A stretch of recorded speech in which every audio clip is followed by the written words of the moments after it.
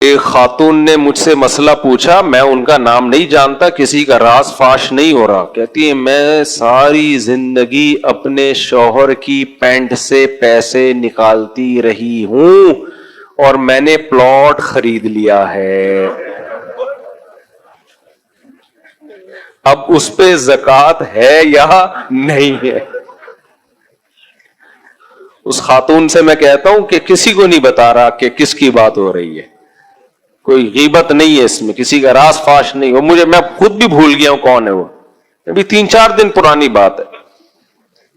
میں نے کہا پلاٹ خرید لیا یار، اس میاں کو پتہ ہی نہیں ہے. اب اور ایک طرف اللہ کا خوف دیکھو، زکوٰۃ ہے یا ابے یار، تقوی کا یہ عالم ہے. بہرحال کیا ہو رہا ہے مارکیٹ میں؟